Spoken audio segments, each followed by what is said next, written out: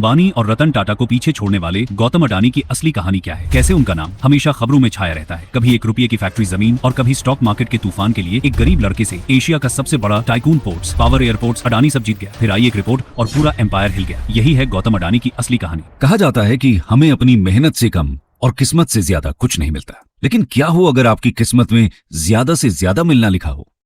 किसी इंसान की अटूट लगन और दिन रात एक कर देने वाली मेहनत के साथ जब ऐसी किस्मत जुड़ती है तो फिर पूरा जहां उसके कदमों में झुककर सलाम करता है और वो इस दुनिया का बाजीगर कहलाता है। आज हम आपको दुनिया के ऐसे ही एक बाजीगर के बारे में बताने जा रहे हैं जो न कोई चांदी की चम्मच के साथ पैदा हुए थे और ना ही किसी बड़े परिवार से उनका कोई ताल्लुक था। जिंदगी के बेहद जर्जर हालत से गुजरने वाले उस इंसान ने अपनी शिद्दत से न सिर्फ अपनी हाथ की रेखाओं को बदला कि कैसे गौतम अडानी इतनी छोटी सी उम्र में इतने बड़े बिजनेस टाइकून बन गए, कैसे वो दुनिया के दूसरे अमीर इंसानों की लिस्ट में शामिल हुए और कैसे ये सफर फिर से डगमगा रहा है। तो चलिए शुरू करते हैं। Early life and rise as a business tycoon. साल 1962 गुजरात के छोटे से गांव बनासकांठा में गौतम अडानी का जन्म हुआ था। 7 भाई बहनों में से एक गौतम अडानी के पिता एक साधारण से कपड़ा व्यापारी थे।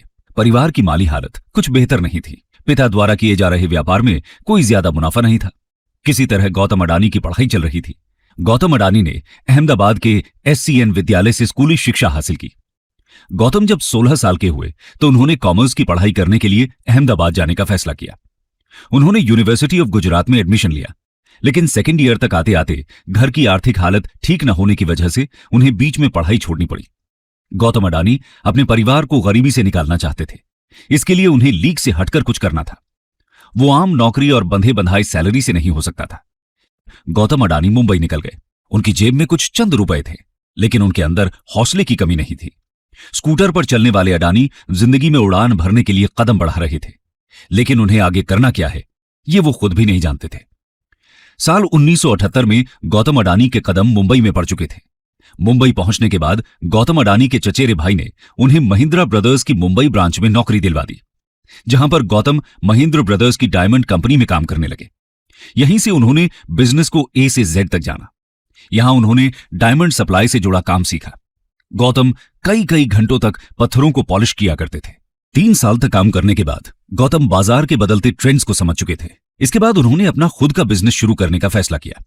उन्होंने 1981 में शहर में आभूषणों के सबसे बड़े झवेरी बाजार में अपना खुद का डायमंड ब्रोकरेज शुरू किया। गौतम ने ट्रेडिंग की और उन्हें अपनी पहली कमाई के तौर पर 10,000 रुपए कमीशन मिले। यहां से उन्हें आगे बढ़ने की दिशा मिल चुकी थी। उनकी जिंदगी में अभी भी कुछ दिलचस्प मोड़ आने बाकी थे। 1 साल बाद यानी 1981 में उनके बड़े भाई महासुख अडानी ने उन्हें फोन किया और बिजनेस में मदद करने को कहा। महासुख अडानी ने एक प्लास्टिक की फैक्ट्री खरीदी थी, लेकिन उस वक्त प्लास्टिक बनाने के लिए कच्चा माल जुटाना एक टेढ़ी खीर था। गौतम अडानी के जीवन का ये एक महत्वपूर्ण मोड़ था। गौतम ने अपने बड़े भाई के बिजनेस को आगे बढ़ाया, साथ ही अपना बिजनेस शुरू करने का फैसला किया। 1985 में ही उन्हें अपने जीवन का पहला ब्रेक मिला, जब राजीव गांधी की सरकार ने देश में आयात नीतियों को आसान बनाया। गौतम अडानी के पास ट्रेडिंग का अनुभव नहीं था, लेकिन उन्होंने अवसर का फायदा उठाया और ट्रेडिंग के बिजनेस में शिफ्ट हो गए। भाई की प्लास्टिक फैक्ट्री के लिए पॉलीविनाइल क्लोराइड का आयात भी किया और तमाम स्मॉल स्केल इंडस्ट्री को कच्चा माल सप्लाई करना शुरू कर दिया। उन्होंने वैश्विक व्यापार के क्षेत्र में आगमन कर लिया था और यह तो बस शुरुआत थी। अभी बहुत कुछ होना बाकी था। अडानी ने इसे एक अवसर के तौर पर देखते हुए कांडला पोर्ट पर प्लास्टिक ग्रैन्यूल्स का आयात शुरू कर दिया।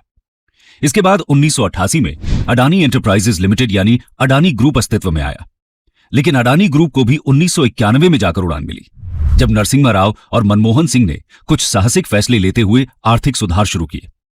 आर्थिक उदारीकरण अडानी के लिए वरदान साबित हुआ। अपने लाभ के लिए बाजारों में बदली स्थिति का अडानी ने बेहतर उपयोग किया। शुरुआती वर्षों के दौरान यह बहुराष्ट्रीय समूह कृषि से संबंधित वस्तुओं और पावर पर केंद्रित था, लेकिन धीरे धीरे अडानी ने मेटल और कपड़े की ट्रेडिंग भी शुरू कर दी। 1991 तक कंपनी के संसाधन भी बढ़े और ताकत भी। काम चल पड़ा था। कुछ ही साल में यह कंपनी और अडानी दोनों का इस बिजनेस से बड़ा नाम बन गया और फिर 1994 में अडानी एंटरप्राइजेज को शेयर बाजार में लिस्ट कर दिया गया। इसी बीच 1986 में गौतम अडानी की शादी अहमदाबाद की प्रीति से हो गई। बता दें कि प्रीति पेशे से डेंटिस्ट हैं। फिर साल आया 1995 का। यह वो साल था जिसने आज तक उनके इस मुकाम तक पहुंचने की नींव रखी, क्योंकि इस वक्त गुजरात के CM Keshubhai Patel port development के लिए प्राइवेट कंपनी की तलाश कर रहे थे। ऐसे में जैसे ही ये खबर अडानी तक पहुंची, उन्हें कमाई का एक और सोर्स नजर आया। उन्हें गुजरात के सबसे बड़े पोर्ट मुंद्रा पोर्ट को चलाने का टेंडर मिल गया। इसके बाद 1998 में गौतम अडानी ने अडानी पोर्ट्स और लॉजिस्टिक्स कंपनी की शुरुआत की। वैसे इस पोर्ट की खासियत के बारे में बताएं तो करीब 8,000 हेक्टेयर में फैला ये पोर्ट आज भारत का सबसे बड़ा प्राइवेट पोर्ट है और इस पोर्ट से पूरे भारत के लगभग 1/4 माल की आवाजाही होती है। साथ ही ये स्पेशल इकोनॉमिक जोन के तहत बना है, तो प्रमोटर कंपनी को कोई टैक्स भी नहीं देना पड़ता। इस जोन में power plant, private rail line और एक प्राइवेट एयरपोर्ट भी है। वैसे यहां गौर करने वाली बात है कि आज अडानी समूह देश के प्रमुख इंफ्रास्ट्रक्चर ग्रुप में से एक है। अडानी पोर्ट देश की सबसे बड़ी पोर्ट मैनेजमेंट कंपनी है और गुजरात, महाराष्ट्र, गोवा, केरला, आंध्र प्रदेश, तमिलनाडु और ओडिशा जैसे 7 समुद्री राज्यों में इनके 13 डोमेस्टिक पोर्ट्स हैं। 1995 में अडानी ग्रुप ने रफ्तार पकड़ ली थी। वो अलग अलग दिशाओं में अपने हाथ फैला रहा था, लेकिन फिर 3 साल बाद यानी साल 1998 में एक हादसा हो गया।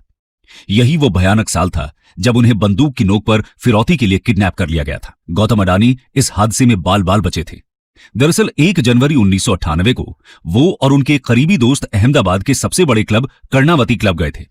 जब वो दोनों वहां से निकलकर अपनी कार से मोहम्मदपुरा रोड की ओर निकले तो रास्ते में एक स्कूटर ने जबरदस्ती उनकी गाड़ी रुकवाई और फिर दोनों को वैन में बैठाकर किडनैप कर लिया।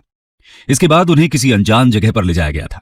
कहा जाता है कि अडानी की किडनैपिंग के पीछे अंडरवर्ल्ड डॉन फजलुर रहमान उर्फ फजलू रहमान का हाथ था। दोस्तों बता दें कि अडानी को छोड़ने के बदले में $15 लाख यानी करीब 11 करोड़ रुपए की फिरौती मांगी गई थी।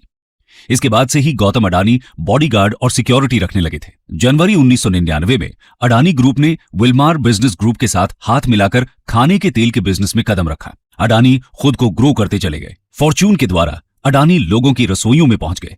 जी हां, ये वही फॉर्च्यून है जिसका रिफाइंड ऑयल आज हम सभी अपने घरों में इस्तेमाल करते हैं। 24 नवंबर 2000 को खाद्य तेल की 3 मुख्य श्रेणी फॉर्च्यून सोयाबीन, फॉर्च्यून सनफ्लावर और फॉर्च्यून कॉटन सीड तेल के साथ लॉन्च हुआ।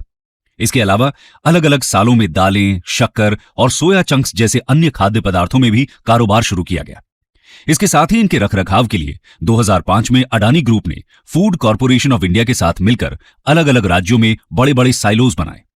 साइलोज एक तरह के कंटेनर होते हैं जिसमें बड़े पैमाने पर अनाज को रखा जाता है। साइलोज की कनेक्टिविटी के लिए अडानी ग्रुप ने रेलवे साइडिंग एरिया में साइलोज बनवाए ताकि अनाज को लाने और ले जाने में आसानी हो।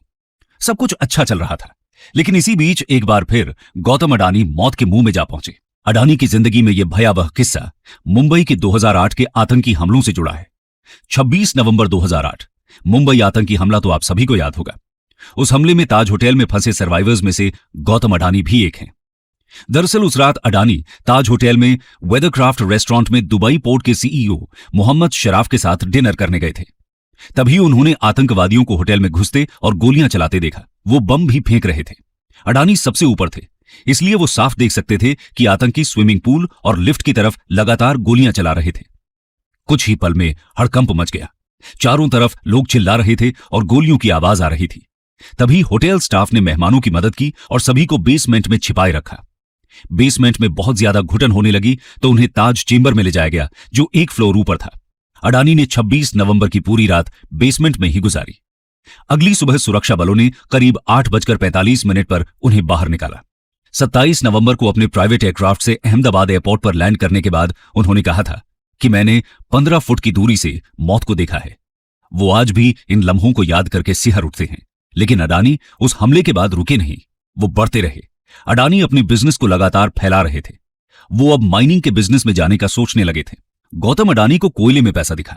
उन्होंने डोमेस्टिक इलेक्ट्रिसिटी जनरेशन का काम शुरू कर दिया और बड़े बड़े राज्यों को बिजली सप्लाई करनी शुरू की। लेकिन इतने बड़े पावर प्लांट को चलाने के लिए जरूरत से ज्यादा कोयला चाहिए था, इसलिए उन्होंने अपना गुजराती दिमाग चलाया और साल 2010 में उन्होंने इंडोनेशिया में माइनिंग कारोबार शुरू किया।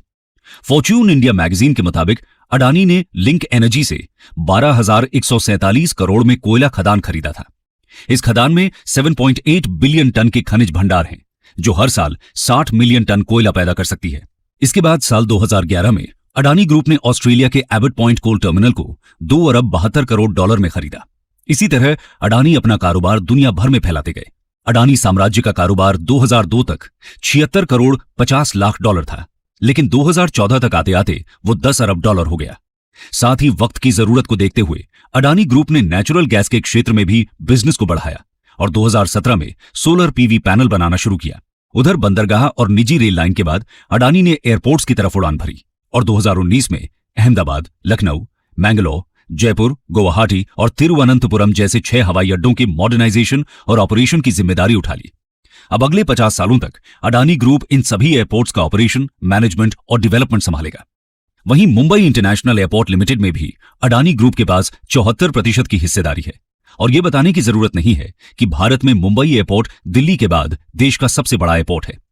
इसके बाद अडानी ने एक नया रिकॉर्ड बनाते हुए दुनिया भर में भारत का नाम रोशन किया। आइए जानते हैं कैसे। Journey to the top. Adani समय के साथ दिन दुगनी रात चौगुनी तरक्की कर रहे थे। फिर आया साल 2022, जब गौतम अडानी एशिया के सबसे अमीर शख्स बन गए। गौतम अडानी ने साल की शुरुआत में ही देश के बड़े बिजनेसमैन मुकेश अंबानी को पीछे छोड़ दिया। इसके बाद दुनिया के दूसरे सबसे अमीर शख्स बर्नार्ड आर्नोल्ड को पीछे छोड़ते हुए खुद दूसरे नंबर पर काबिज हो गए। फोर्ब्स की रियल टाइम बिलियनियर्स लिस्ट में दूसरे नंबर पर आ गए। उस समय गौतम अडानी की नेटवर्थ 154.7 अरब डॉलर थी और बर्नार्ड आर्नोल्ड की संपत्ति भी 153.8 अरब डॉलर थी। वहीं लिस्ट में पहले स्थान पर काबिज टेस्ला के प्रमुख और दुनिया के सबसे धनी इलॉन मस्क की नेटवर्थ 273.5 अरब डॉलर थी। हालांकि सितंबर के बाद धीरे धीरे गिरावट आई, फिर भी वो तीसरे स्थान पर काबिज रहे। गौतम अडानी एनजीओ भी चलाते हैं। उनके फाउंडेशन देश के 16 राज्यों में हैं। इन जगहों पर अडानी फाउंडेशन 2400 से भी अधिक गांवों की करीब 40 लाख से भी अधिक आबादी को क्वालिटी प्राइमरी एजुकेशन देता है।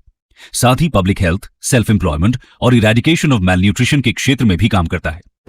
Adani foundation skill development programme के तहत 11 राज्यों के 1 लाख लड़के लड़कियों को ट्रेनिंग भी देता है। बता दें कि अपने 60वें जन्मदिन पर अडानी फाउंडेशन ने सामाजिक कार्यों के लिए 60,000 करोड़ रुपए का दान देने का फैसला किया है। अडानी ग्रुप, टाटा ग्रुप और रिलायंस के बाद 100 अरब डॉलर से अधिक का मार्केट कैप हासिल करने वाला देश का तीसरा कारोबारी घराना है। अडानी का कारोबार mines, ports, power plants, airports, data centres और डिफेंस सेक्टर तक फैला है। इस वक्त अडानी ग्रुप की 7 कंपनियां शेयर बाजार में लिस्टेड हैं, जो निवेशकों की खूब कमाई करा रही हैं और वो इस सूची में 21वें पायदान पर आ गए हैं। अंबानी इस वक्त एक बार फिर भारत और एशिया के सबसे अमीर व्यक्ति बन गए हैं। कुल मिलाकर यह कहा जा सकता है कि अडानी की संपत्ति जिस रफ्तार से ऊपर उठी थी, उतनी ही तेजी से इसके नीचे गिरने के आसार नजर आ रहे हैं। कई कंपनियों के शेयर तो स्टॉक मार्केट में लोअर सर्किट को छू रहे हैं। अडानी समूह की कंपनियों की कीमत पिछले दिनों में अर्श से फर्श तक का सफर तय कर चुकी है। कंक्लूजन। तो दोस्तों, ये थी गौतम अडानी की बिलियनियर टाइकून बनने की कहानी। जिस तरह सुंदर आकार लेने से पहले सोने को खूब तपाया जाता है, ठीक उसी तरह गौतम अडानी को भी जीवन में कई तरह का ताप झेलना पड़ा। उनका सामना कई तरह के विवादों से हुआ, लेकिन उन्होंने सबसे पार पाया और एक सबसे अलग मुकाम हासिल किया, जिसका नतीजा है कि आज गौतम अडानी का कारोबार पूरी दुनिया में फैला हुआ है। हालांकि अब देखना होगा हिंडनबर्ग की यह रिपोर्ट गौतम अडानी के जीवन में क्या परिवर्तन करती है।